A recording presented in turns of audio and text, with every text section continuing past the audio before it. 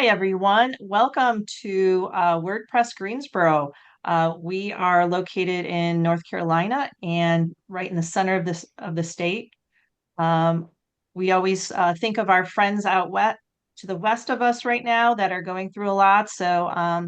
But we were lucky enough to not get hit as bad. So we're there. Um, for those of you watching this on record, also, we are looking for some more co-organizers for our group. A couple of us have some things that we need to take care of, so we need to step away for a while. So if anyone is interested in working to bring content to this meetup, please let us know. Okay. Yeah, because Uh, otherwise you're stuck with me and Sue, two old ladies. I tonight wear we old have as a badge, by the way. Go ahead. Tonight we have configure and optimizing WooCommerce with Eric Leuthardt, who is an expert in WooCommerce. Take it away. I want to welcome everybody. Thanks, Sue, Beth, Laura, for having me here tonight. For anybody that has not seen me present before, the slides are to keep me on track and on topic, and I will send a copy to Sue in the next 24 hours so that you guys can have a copy. I encourage you to throw questions in the chat window. I will try to answer as many along the way, and I will try to get whatever I miss at the end. I am not bashful about answering questions. I have quite a bit of information tonight, so I'm gonna dive in. If I'm talking too fast, my East Coast coming out in me a little bit, let me know and I'll try to slow down a little bit. But tonight I was going to talk configuring and optimizing WooCommerce. I'm gonna gear this towards a basic print-on-demand site as opposed to a full-on custom taxes, custom shipping. So we're going to talk the basic configuration and optimization, not full-on deep dive into some of the real niche pieces.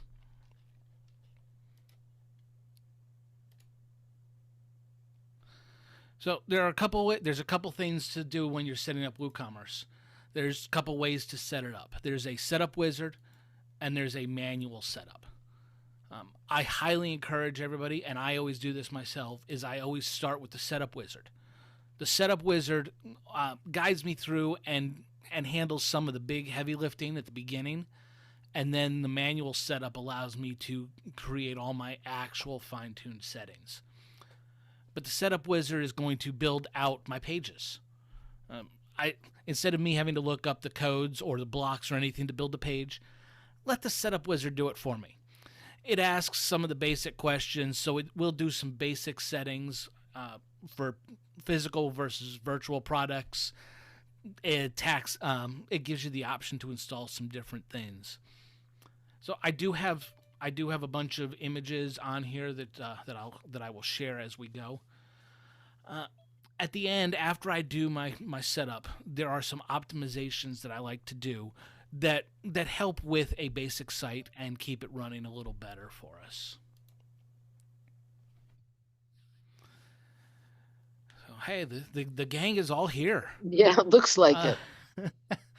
So when I start with the setup wizard, once you click on activate for WooCommerce on a new install, it's going to pop up the wizard. There is a nice little option in the corner where you can skip the guided setup. I don't. Never do I bother with that. I always run through the setup.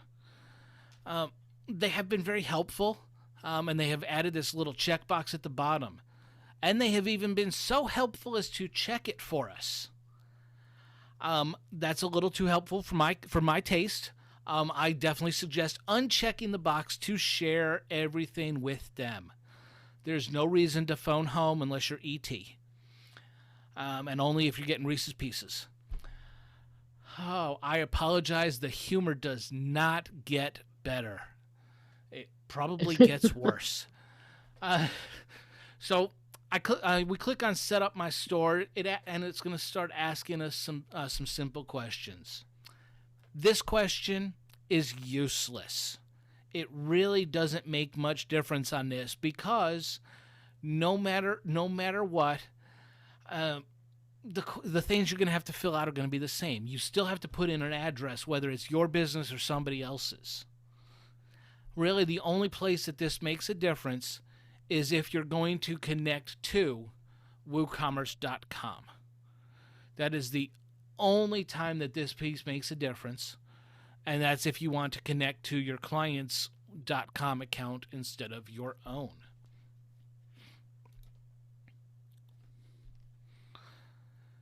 So this part, the only piece that's really important here, there are two pieces: your store name and your email address.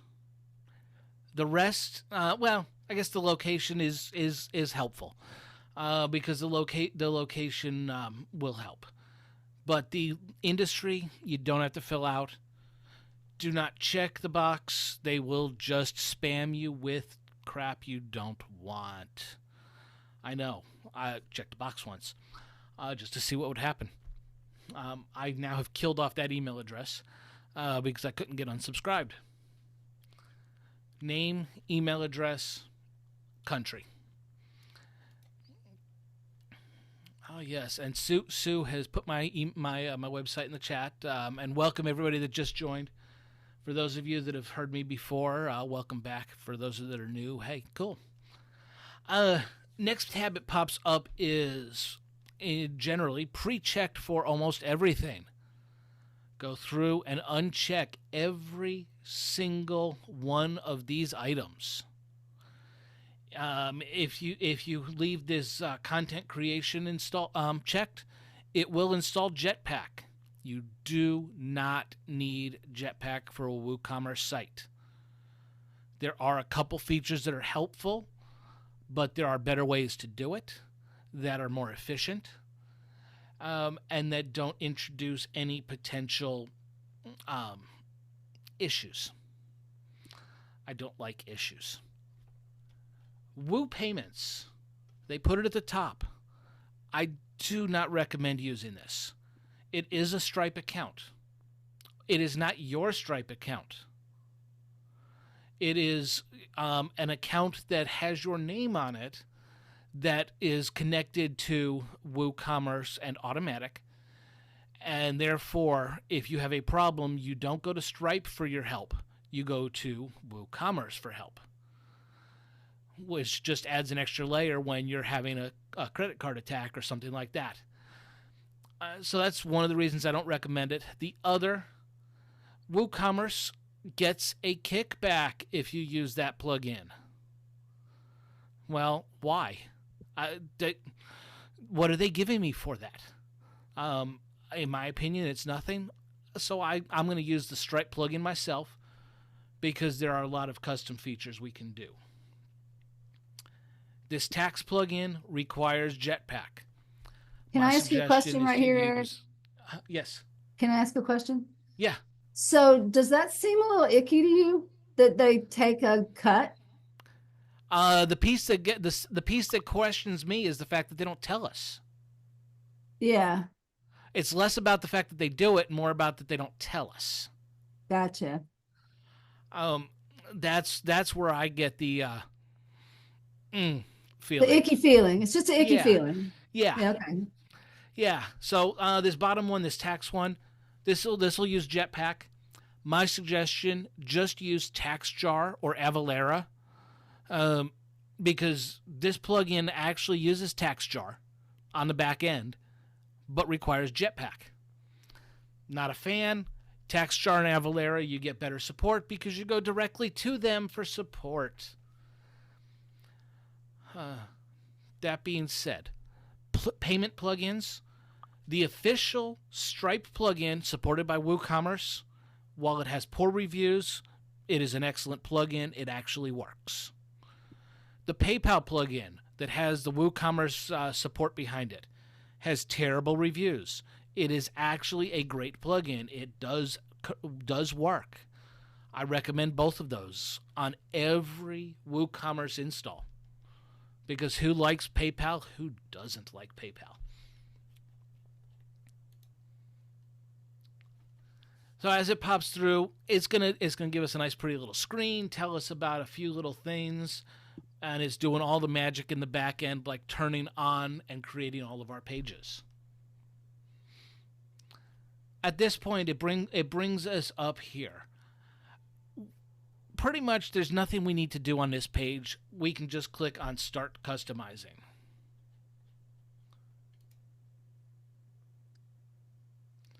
Which takes us into the manual setup.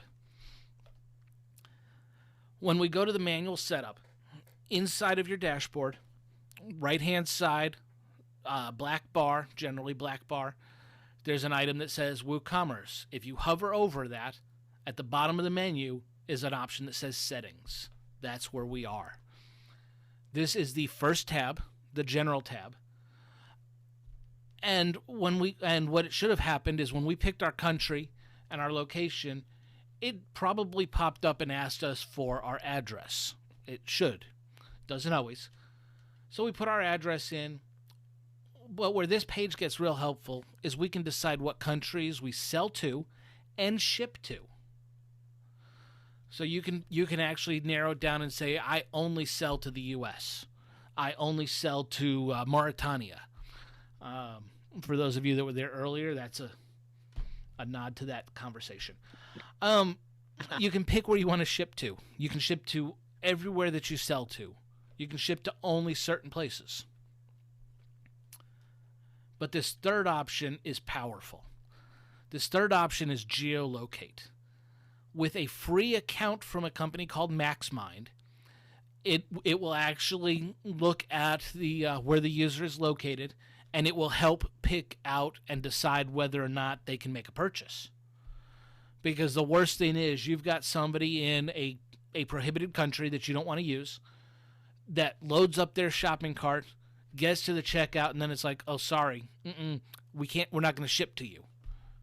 If we can head that off at the beginning, maybe they've got a friend in a valid country, or maybe they'll at least just realize, well, hey, you know what? I'm not going to waste my time because they won't sell to me for whatever that reason might be. When we set up the geolocate, it's actually done under the, I believe it's the integration tab. We'll get to it in a minute. And it's a simple API key, and it's a free API key from MaxMind. Farther down on this page, we do get a couple of basic options for how we want to do taxes, how we want to do coupons, and our currency options. If you picked your country correctly at the beginning, it populates the currency correctly for you. If you want to do multi-currency, there are plugins that you can do that will allow you to sell in different currencies. Hey, Eric, I have another question. Can I stop you and ask another question? Yeah. Going back just a moment when you were talking about API, we didn't really kind of poll the group to see like where everyone's level is. Will you just quickly give a high level description of what an API is for those who might not know? Yeah. So an API key is just that. It's a key. It's something that you use as a verification to connect two different services together.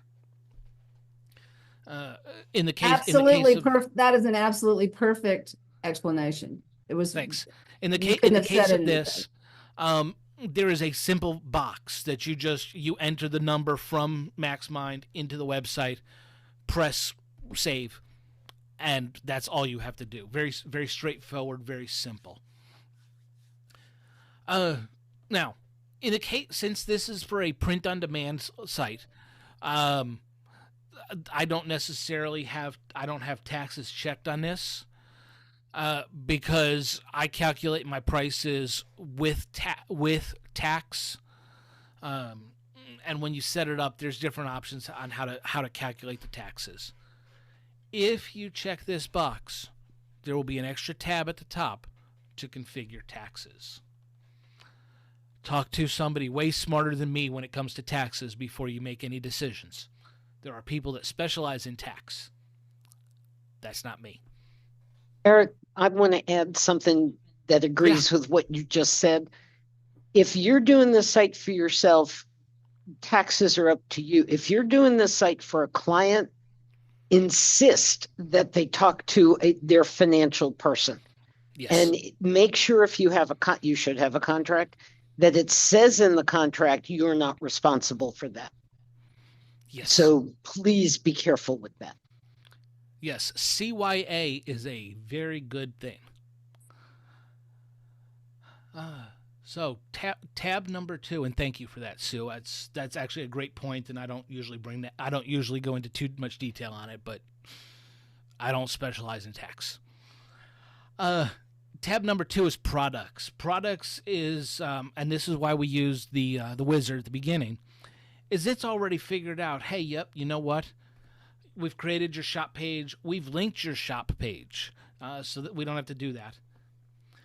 There's some basic options that you can set here. The only one that I find really important are your measurements and your placeholder image. That image can be an image ID or an actual URL. But if you do not put it in there, we have all seen that plain, weird, tannish, whitish, grayish square of nothingness. Put something in there. Anytime you have a product that doesn't have something, it's going to show up that weird image. There are a couple other options in here. I don't know if I have images for them, so I'm just going to talk about them. Inventory allows you to determine whether or not you want to hide products that are out of stock, whether or not you want to track stock. I suggest, and I always do this, is I enable tracking of stock globally. And then on individual products, I can decide whether or not I want to track that. But if I don't enable it globally, I don't have the option on the individual product. So it has to be set globally to be able to enable it on an individual product. Okay, Yes. I have a question. Yeah. What if what you're selling is mostly digital products? I still usually enable it because sometimes I may decide that I've got a specific digital product that is a limited edition. I'm only going to sell 10 of them. Gotcha. Or whatever it might be. By enabling it globally, it allows me the ability to use it later on. Gotcha. Perfect. And the vast majority of the time, most things I don't have a limited stock, except on the print on demand where Printful says, hey, we don't have any of these t-shirts right now, so we can't print anything on them. That's a really good example. Yeah. So downloadable products are actually supported in WooCommerce. And you'll actually experience how downloadable products work when you come to get the notes, because I host them on my website, so that anytime I update the notes, you can always come back and download them again and get the updated version. And that applies to any event that I do. So I believe, and like I said, the slides are here to keep me on track. At the bottom of that page, it does allow us to configure the reviews and whether or not we want to accept them, who we want to accept them from. In my case, I set them so that only people that have actually purchased the product can leave the review.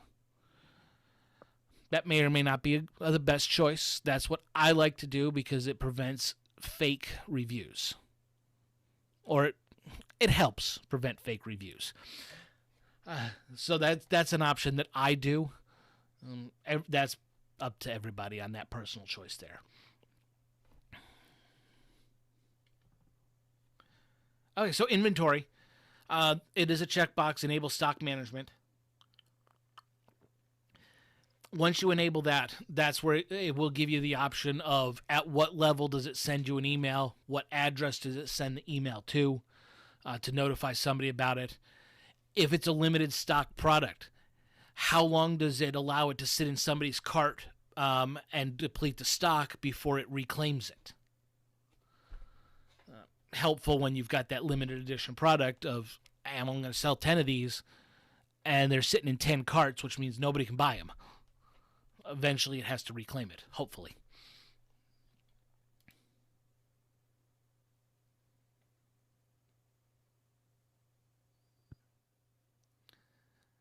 So like I said, it will expand out, let you choose those different options.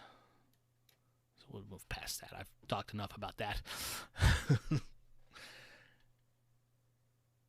On downloadable products, this one is something that I suggest setting this way. Downloads require a login, and don't grant access until payment is complete. Because if for some reason you've configured your payment gateway to authorize but not capture the payment, and then for some reason that payment fails, maybe you've used PayPal and you've decided to allow e-checks. I don't recommend that, but sometimes we do. I make sure that it doesn't grant access to the download until the payment has completed. I make sure that I've got my money before somebody gets my product. Just like Eric, how does it tell you that the payment's completed and get the authorization to the buyer? So what should happen on a physical product, the standard process is payment is submitted, the order goes into processing. There should be information in the order that tells you whether or not the payment was actually valid, and it should only go to processing if the payment completed. Then you're supposed to mark it as complete when you actually ship the physical product. For a virtual product, WooCommerce has what's supposed to happen and what generally happens. Downloadable products are supposed to automatically skip the processing state and go to completed. Supposed to. Sometimes that works, not always. There are plugins that allow you to force it to happen. There's code that you can write that will force it to happen. But that's what should happen, is it should automatically say, oh, Stripe payment completed, got the transaction number from Stripe. The order says skip processing, go from pending payment to complete, and grant the access immediately. That's what should happen. Now, if you're using COD or checks or anything like that, the order goes to an on hold status. You have to mark it as complete, and once it hits that complete, it'll generate an email to the customer to get their stuff. If it completes on its own, they'll get access to it right on the confirmation page. So on my website, if you were to make a purchase of a digital product on my website, on the confirmation page, you're going to have a link to that download. And in your email, you're going to have a link to that download. This drop-down, there are a couple of options on it. Forced downloads is the one that you generally want to use. There are some helps that'll tell you why you might want to use a different one, but forced downloads is the general one to use.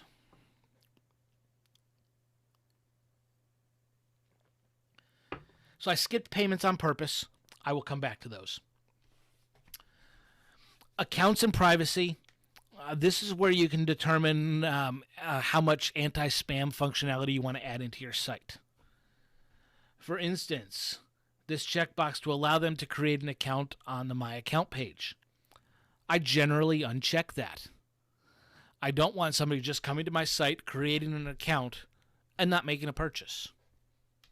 But I definitely want them to be able to create an account on checkout. In most cases. So I usually uncheck the created on the My Account page. I usually have them create their user account using their email address, and I usually uncheck this one and make them pick their own password. It saves the hassle of them saying, well, crap, I forgot my password. Well, if you created it, it's going to be something you know, and hopefully add to your password manager. Well, that's what I was going to say. If you're using a password manager, it's going to suggest a password anyway. So yes, it's just way easier on the user to. It is. Yeah. And it cuts down on the number of emails that need to be sent. because how many of those users get that email that says, click here to set your password, and then they never do? Click here to confirm your subscription, and they never do.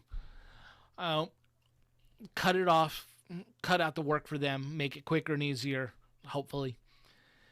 Guest checkout, personal preference, erasure requests, I think are kind of a mandatory. If somebody says they want their stuff removed, I want to yank it all. If you don't want an account on my website, you don't need access to your downloads, and your data needs to be removed from the website. Clean and simple. Personal preference, but if you want to go away, go away. Simple as that. On this page, though, there is also the option for automatic cleaning. I suggest looking at there is the privacy policy as well. It populates this if you have set your privacy policy correctly in your in the privacy settings section. See, this is why I've got the notes. So I don't forget to talk about it. Okay, so I have a question. Yes. Because I don't remember, I've set up WooCommerce a number of times, but I don't remember where this is. But if you're using a service like Termageddon, which for those who don't know, Termageddon is a product that generates a privacy policy for you based on questions you ask, like where you do business, which states, blah, blah, blah. And it creates the privacy policy for you. And then you just put the HTML code on the website page, and that's your privacy policy. So is this a separate privacy policy that WooCommerce does? So what should happen, and let me pull it up here.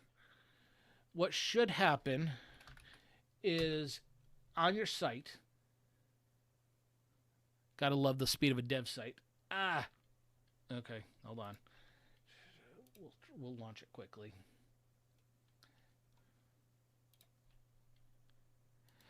What should happen is there is actually a setting on here, privacy, and this setting, you actually choose which page has your privacy policy on it. Okay, perfect.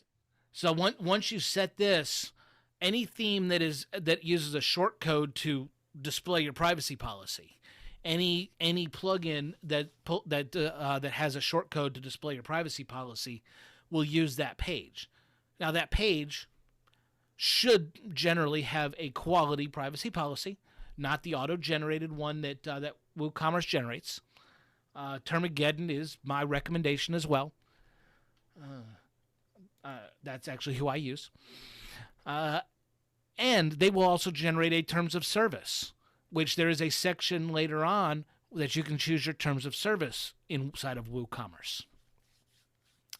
I was just about to mention that terms of service is where you include things like your return policy and things like that, right? Yep. And you have to have that. Yes. It's another one of those CYA things. Oh, yeah. Yeah. Termageddon found a fancy way of spelling CYA, but hey, it works for me. Right. And I've heard other people say, well, I don't need a privacy policy. Yeah, I have a contact form. All they do is put their email and name on there, and I don't do anything with it. It doesn't matter if you don't do anything with it. You're required to disclose the fact that you don't do anything with it. Well, and it's actually worse than that. If you click Google Analytics, you have to tell people. Right. Because Google requires it. Right. Not just the states, countries, etc., and numerous other services. So when we start to get to PCI compliance, it becomes a requirement. So it gets a privacy policy. Right. And if you want to know more about Termageddon, feel free to reach out to me because I specialize in privacy policies. So yeah, feel free to reach out. So at the bottom of this page, there is an option for auto clearing of certain data. By default, everything is left empty and does not auto clear. Pick the numbers that work for you, or leave it as it is if that works for you. It kind of depends upon the usage of your site, the requirements of your users and yourself, and etc.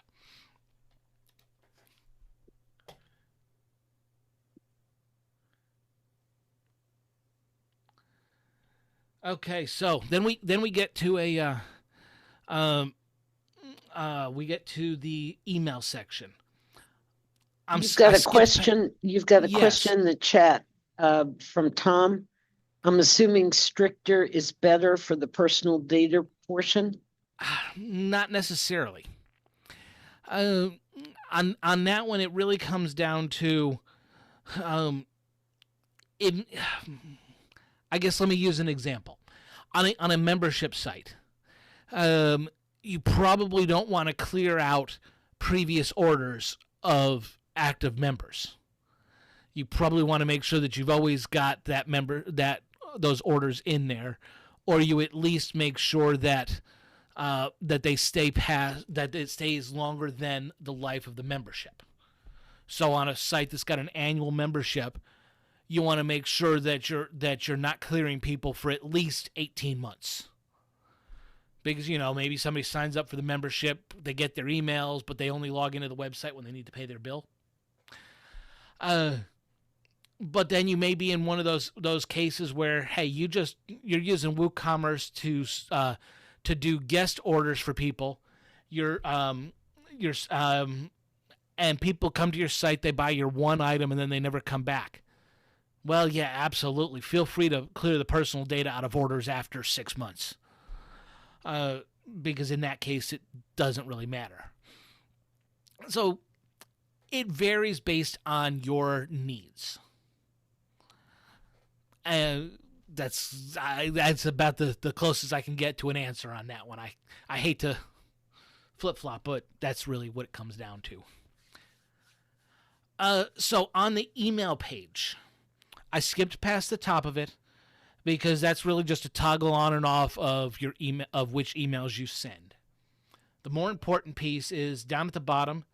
Set your header image. Put your logo in there. They don't have one by default. Set your from name and from address. It defaults to the admin email address of your website, which may or may not be the email you want to send from. Set your colors. The footer text by default says built with WooCommerce. Remove that. You don't advertise for people for free. Sorry, soapbox. It is what it is. 100% agree. Yeah. See, somebody's getting into my humor. Thanks. So that's basically the main build out of WooCommerce. Now, as we start to go along, there are some things we need to be aware of. WooCommerce is dynamic. WooCommerce is not just static content. So when you're on your host, whatever host you're on, you need to start figuring out how the caching is set up. You want to make sure that you're not caching the shopping cart, because if I go to your site, load up a bunch of product in my cart, and then user number 2 comes in behind me and sees all my products, they're like, oh, I don't want that. Clear the cart. I can't make my purchase because somebody cleared the cart. So don't cache the cart. Some of the larger hosts, some of the better hosts have server level caching, and they have predetermined and opted out of these different pages that I'm going to talk about, and already put cache exclusions in place. If you're on lower end hosting, or a hosting company where you decide to put your own caching piece in place, you need to make sure to exclude these pages that I'm talking about here. Checkout, same reason. If Joe Smith down the road is shopping and I show up in the checkout and I see his address, that's a no-no. No matter what, that's bad. So we don't cache the checkout, and obviously for the same reason, the My Account section. Hitting those 3 slugs, cart, checkout, and My-Account, those are the defaults. Excluding those from caching will solve the vast majority of your caching issues on a WooCommerce site. You can absolutely cache products. You can absolutely cache the shop and everything else, but exclude these 3 pages. I'm going to pause for a breath here for a second and throw any questions out you want for a second.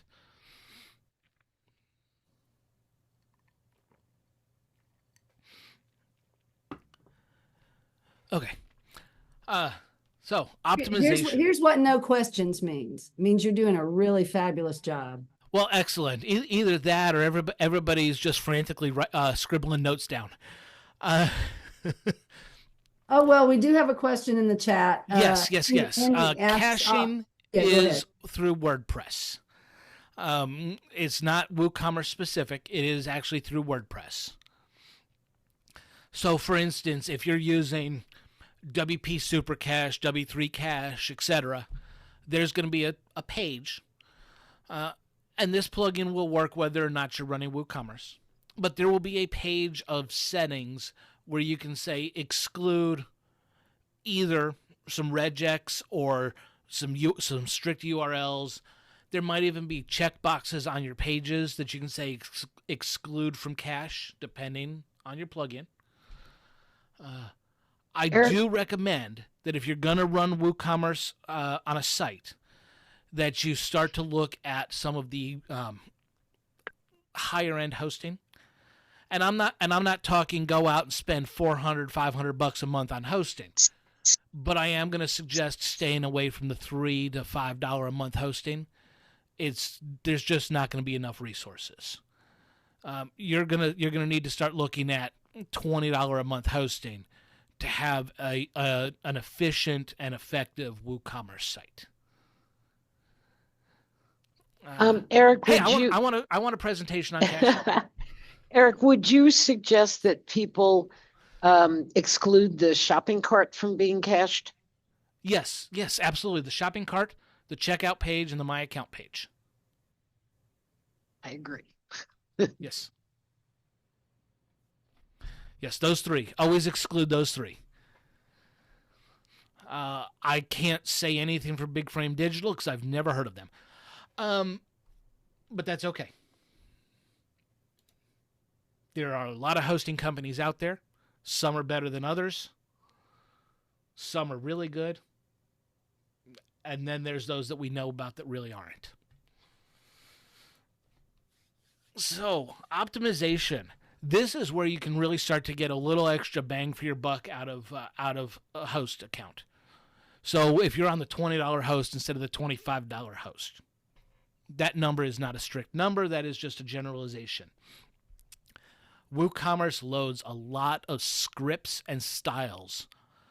And unfortunately, they load them on every single page of your website. You don't need them on your blog posts. You definitely don't need them on your policy pages. There's an insane amount of pages that you don't need them on. You need them on cart, checkout, shop, products, and My Account. That's it. So there are options, both code versions and plugins, that will allow you to remove these. I have 3 plugin recommendations towards the end that will remove these for you. 1 free, 2 paid. But definitely look at removing some of these options from non-WooCommerce pages and get a little extra performance out of those pages so that you're not just slowing things down for no good reason. WooCommerce also does a lot of calls, AJAX calls. The term itself doesn't make much difference.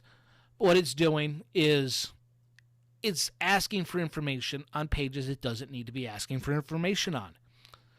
Back to that whole idea of remove it from non-WooCommerce pages. Turn off all of the dashboard widgets. I know there's one individual in here that is definitely a member of the of the make team, and I yes, I know everything else too there. But I suggest, and I know there are several of you that run meetup groups. I'm one of them. I actually turn off that news widget because it makes calls out to stuff, and that's just extra load on your site that you don't necessarily need. I turn off basically every single dashboard widget that I can turn off because I just don't need to. So now, if you're putting products on your homepage, we're going to hold that question for a minute because I'm going to talk about that one. So I won't forget. Turn off those widgets, and not just WooCommerce, Fluent, Gravity, WordFence, please WordFence. Any widgets you got in your dashboard, turn them all off. Eric, do you turn them off simply through screen options, or do you mess with the config? Yes. Okay. The default ones that I absolutely just want to turn off on every site, I've got a piece of code that just automatically turns those off.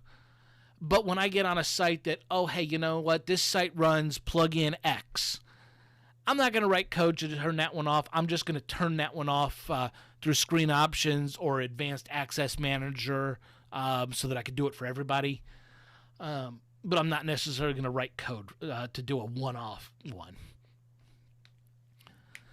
Yes, that is a good thing. Please don't touch code unless you can actually spell code.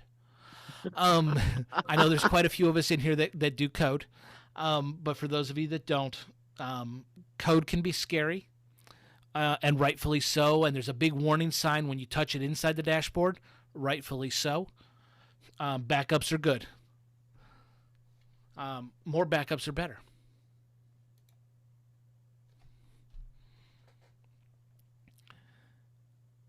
Okay, so optimization. This is the free plugin, WC Speed Drain Repair. This is in the repo.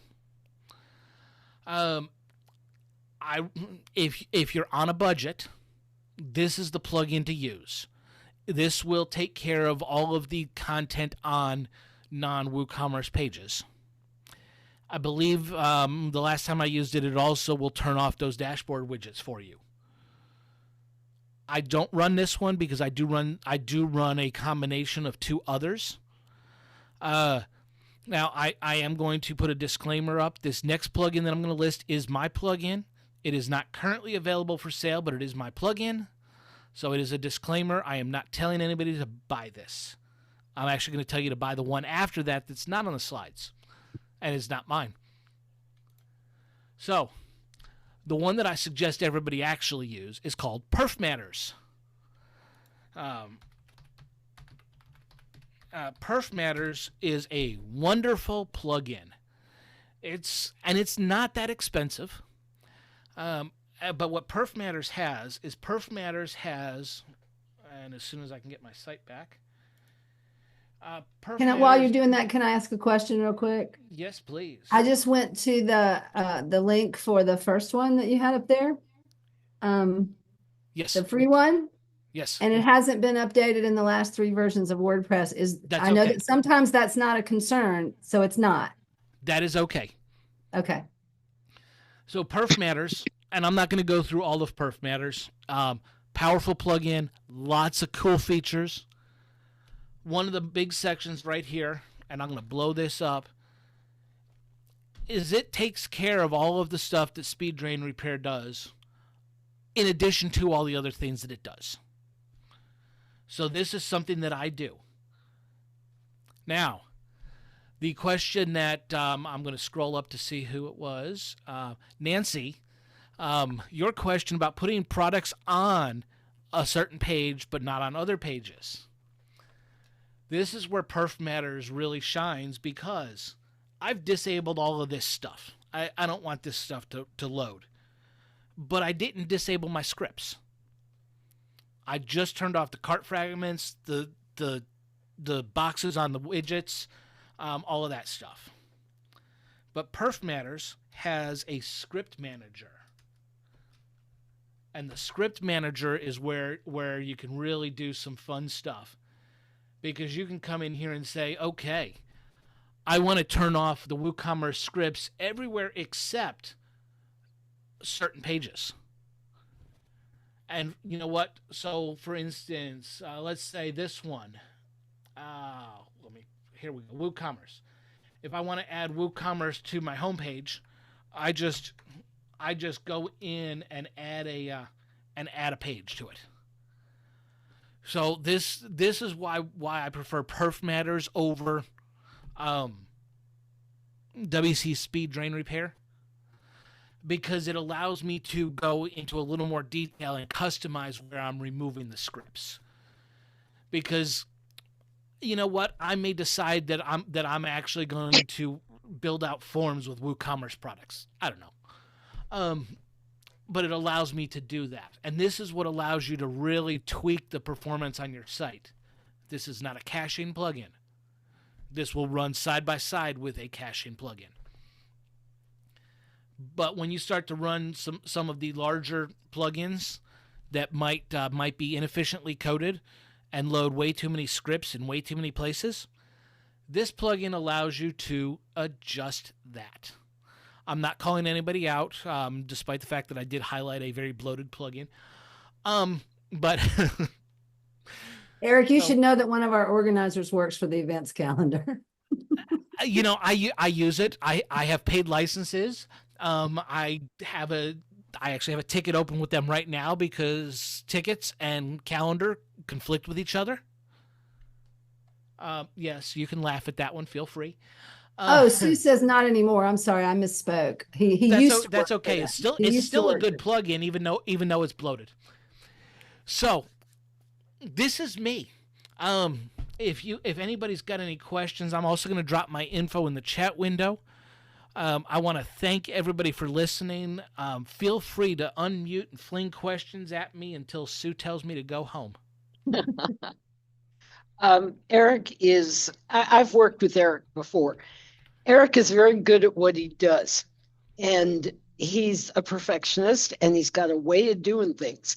And when I said, what do we want Eric to tell people about WooCommerce, I figured if all the mistakes I made on the very first WooCommerce site I set up, if I had known that, I wouldn't have hated that site so much, and I wouldn't have spent so much time on it. So I said, there's people that maybe are getting started with Woo, and let's just hear from somebody who does it very heavy duty. Eric, would you say that almost all the sites you do involve WooCommerce?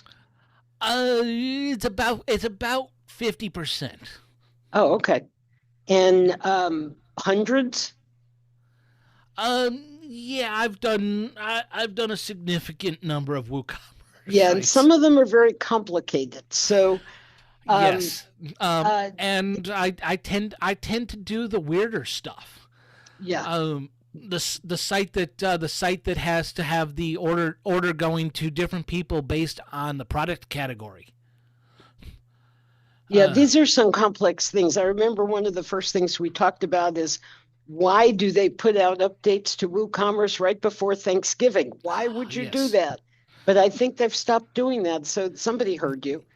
Well, they moved their they have changed their update cycle from being every 4 weeks to, I believe they've gone to either 5 or 6. And they have adjusted when they're going to do their November release to make sure it's going to be like before November 10th. Yeah.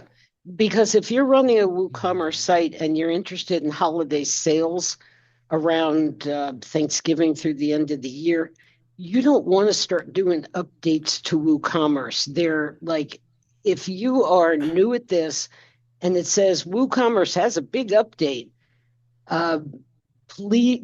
please be sure that you make a backup. They're not kidding. They're not kidding. And the other thing that unfortunately they love to do is part of the reason they picked the date that they picked for the November release is so that it coincides with the WordPress release. Because hey, isn't that a brilliant idea to release both of them within like days of each other? Yeah, the updates are a frustration. I know that I've talked to Eric and other people about this, and if you have WooCommerce sites, you need to run one as a staging site. You need to try those because if you do several WooCommerce sites, you're going to start using the same plugins for those because they do what you want. So if you've got a staging site or a demo site or a copy of a site, then you can update a plugin there and see if it breaks anything. And if it does, don't update it right before Christmas. Not a good idea. Well, and here's my recommendation, and the way I do WooCommerce updates. And as Sue said, I'm a tad on the OCD side. Perfectionist. Perfectionist. There's other terms that have been used. Yeah, I know. If assuming WooCommerce releases version 9.4, I will not touch 9.4. 9.41.1 will get put onto my staging environment. The Can day you that explain why? Can you explain what point one means? Yes, point one is them fixing the crap. Oh, sorry, fixing the things that weren't quite polished when they released 9.4. Basically making sure that it actually works. So what I do 9.4.1 will go to staging the day that it's released. The first Saturday after 9.4.1, I will release it to my personal WooCommerce sites. The following Saturday, it will get released into client sites. So basically, I eat my own dog food. Yeah. I test in my sites after I test in a dev environment. We do something very similar with just WordPress without even thinking about WooCommerce. Yep. If they come out with 6.4 or 6.5, we'll wait 2 weeks because they're going to come out with 6.5.1. And that usually fixes problems. So if you've got working on a site where WooCommerce is critical to their business, they should not be on just install the updates whenever they come out. Well, hey, iOS 18 came out. I updated my personal phone to 18.01 when it came out. And everybody else in my family is waiting until next week to update to 18.01. Making sure that if there's any problems that I figure out what they are and figure out the workarounds before Eric, they do. If you were in my family, I'd do the same thing. If I'd get a text from you and said, it's okay to install this now. Yep. And would you please, everybody, unmute yourselves. Please join in. Ask Eric anything you want about your personal site or a site you're working on. If you are gutsy, put your link in and let him look at it if you think that there's something he can see that needs help with. And you were going to talk about, I don't know if you did this, products on the homepage. Yes, Perf Matters. Okay, I'm sorry, I missed that part. Nope, that's okay. Perf Matters. It is your friend. Yeah, and I checked it out while you were talking. Although it is a premium plugin, meaning you pay for it, it's not that pricey. No, it's really not. And I'll tell you what. Here is the best thing I can tell you about Perf Matters. Beyond the fact that the plugin just works. If you have a problem, support from the guy that runs Perf Matters is amazing. I sent him an email on Sunday night, had an email had a response within like 2 hours, with a fix. Ooh. Yeah, I mean, I'm willing to pay for a plugin with that kind of support. When we were talking about hosting earlier, we were talking about different pricing, different hosting, different reputation. The thing that you buy, in my opinion, the thing that you buy hosting for is support. Yes. If it takes them 48 hours to solve a problem for you or to get back to you, I wouldn't use that company. Andy, would you unmute and ask your question? Hi, Eric. Hi, everyone. Thanks for everything. This is fantastic. I saw you over on the Woo Wednesday Oh yeah, excellent. meetup as well. Yeah, so I'm really just getting started on this. I've done a lot of web development, but haven't done any e-commerce. In terms of, and I'm just kind of doing some staging on my own site before I work with my client. How do I just kind of test with some payments and stuff like that? Do I have to put my bank account in and all that No, kind of no, stuff? absolutely not. So there's a couple things you can to do. One, Stripe allows you to create a test account. Okay. So install the Stripe plugin, set up the Stripe test account. They'll give you a card number. It's 4242 time 4 times. But they'll give you a card number to test. That's a great way to test Stripe. PayPal, you can create a developer account and set up a developer PayPal account where it actually processes through, doesn't collect money. There is for the very basic, if you just want to test the flow, you can use the either the check or COD options. Hmm. Okay. But there is also a plugin, and I'm going to see if I can find it here. It's an order test plugin. WooCommerce order test. This plugin works as as long as you're logged in as an admin. This gateway shows up and allows you to process an order without it Okay, collecting cool. money. Yeah. Cool. Yeah, I'd like to suggest something else too. It's a free plugin called Switch User. If you want to test as an actual user without seeing any admin stuff, because sometimes you're going to see things as an admin that the user doesn't see. Mm. It's really a great plugin. I have a membership site, so I use it on there a lot. When a user says they can't do something, I check it out. Or if I'm adding new things, I'll say, well, what is the user going to see? And it's really, the only problem is you got to make sure you switch back to yourself. Yeah, Sometimes I forget to do that. This plugin is a default on every WooCommerce and membership site I do. Eric, I've got a question. Let's talk about bad guys for a second, because this happened to one of my sites a few years ago. Oh, yes. Some Card bad testing guys. attacks. Okay, I was going to ask that. Eric reads minds too. Card testing attacks. Some bad guy or gal gets a list of potential credit cards and they want to run them through to see which ones work. So they choose your site because you got lucky, and they start running card after card, and there's some might succeed, some might fail. How do you protect the site against, because Stripe, I think, billed somebody for a whole bunch of charges. Yeah, well, so it's a multi-layered approach. It's just like website security. It's kind of a Swiss cheese approach. Does it start with Cloudflare? Absolutely. Cloudflare is a major piece. I will tell you that there are many good Cloudflare courses out there. Some free, some paid. There are many Cloudflare rules available that you can find on the Cloudflare website, on other websites. But Eric's is best. I can promote Eric. Well, yes, you can, and I won't argue with that. I do teach a class. The Grid Pane website has some good rules. There's quite a few out there. And how do they work? How do they protect you? So let me. Is it Turnstile? No, actually, I never use Turnstile. I don't like reCAPTCHA at all. I don't care who it's from. The Cloudflare firewall rules, they're what's called a web application firewall. And what I can do is I set up sections where I say, hey, yep, you know what? I want to.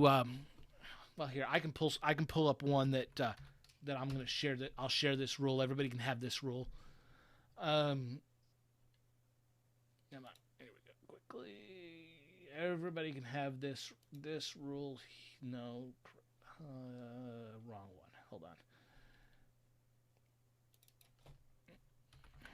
Problem with having a Cloudflare account with too many domains is you click on the wrong domain.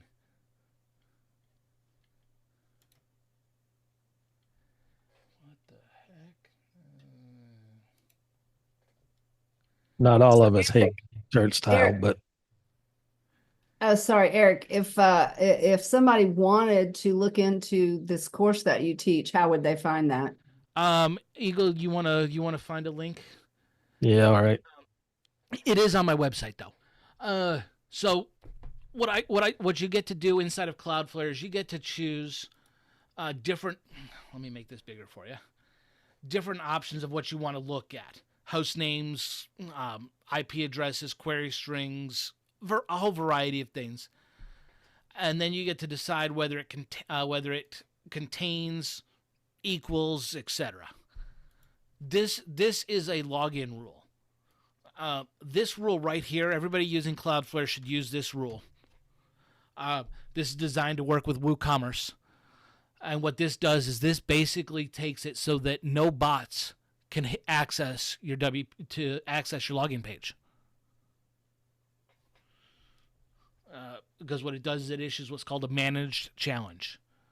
So what'll happen is it'll basically do a quick 2-second pop-up to verify that you're a human, and then that's that. And this might look scary and complicated, but if you have somebody explain it to you, it's really not. I got some training on Cloudflare somewhere else, but having that training made it crystal clear as to what's going on. Whereas this looks, to a new person, this looks really complicated and scary. I do use some Cloudflare rules.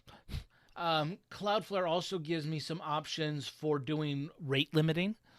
So I could rate limit a specific URL if I wanted to. No, this is actually my login protection rule. I didn't pull up the rules that that help with the card testing because they're very large. But this is a nice small one that's a must for everybody, whether you're WooCommerce or not. It throws a managed challenge. They have other options for block and things like that. But managed challenge. There's rate limiting options. So Cloudflare is step 1. Step 2 is I go to my payment gateway, and at Stripe I set up the radar rules. They have paid add-on. It's 2 cents per transaction. It's well worth it. That allows you to fine-tune the rules of what needs to be verified before an order will go through. Even with the free version, without paying for the extra 2 cents a transaction, go in and turn on CVC verification. That does wonders for cutting down on card testing because most of the time, they don't have a CVC number. Also add in zip code verification. They might have a CVC, but possibly not a zip code. And most likely they've used an automated system and they're just going to drop in 1,000 addresses in New York because they've got a low zip code number and that's what they could type quickly. So they're gonna use those things, which means they're gonna probably fail CVC and zip code. So it's easy to protect against those. PayPal has a similar option on some accounts where you can add in their anti-fraud. It's so worth it. Turn those features on. So what we're getting on the site itself, clean talk. Really? Yes. Okay. So what you're saying is, aside from WooCommerce itself and whatever weaknesses or failures or positives it's got, there's a whole lot of other stuff you have to do to run a secure site with WooCommerce. Absolutely. And now I will tell you roughly, clean talk. Let me type that. You don't get a lot of false positives with clean talk? Clean talk? No. Oh, okay. No. No, I mean I've done a little tweaking of my clean talk account. I've done a little whitelisting of certain URLs, things like that. But no, clean talk. Are you recommending the spam or the security clean talk? The spam. Yeah, just want to make that clear. Yes, absolutely. The spam one. So my stack and mine. I'm not going to throw out any specific names of companies or anything. My stack starts with Cloudflare. I make sure I run. I've got a handful of firewall rules that I run. I've got a handful of other rules that I run as well. From Cloudflare, it then comes to I've got a firewall at my VPS provider that knocks out certain other things to make sure that they're only accessing certain ports. I know I'm going to go a little deep on this one. From that point, then they get to my actual provider, and I'm running Nginx, and there's security settings on my server itself that determine who can get past that point. Once they get to my actual site, they've got to contend with both CleanTalk and my security plugin. Because my security plugin will handle things like limiting login attempts, and a variety of other security related features. Then if they get past CleanTalk and actually into my site to place an order, to be able to place a valid order, then CleanTalk is CleanTalk, Radar, PayPal, etc. are also going to watch the order and determine what's going to happen. So the security plugin I use is not available on low-end hosting. It will not work on those that shall be unnamed that are part of the whole we don't want to talk about it stuff. Okay, let's not go there. Yeah, it won't work. It won't work on that hosting. It will work on a place where you have your own virtual private server. Yeah, so before you pay for a year's worth of hosting for WooCommerce site, make sure you check out the plugins you're going to use, because some of them are very heavy duty. Yes. And feel free to ask me. And they contradict in some places what the server itself will allow them to do. So if you are going into business with this, make sure and talk to Eric, see where he's hosting, and you're going to have to learn some stuff. If you're not a geek, you're going to have to become a little geekier. And I use geek as a compliment, by the way. And once you have all that, then you pick your hosting. This is the security plugin that I use. And why do you like that one? There are quite a few reasons. One, the developer is great. It's Fort Knox. Yes, I mean the developer is amazing.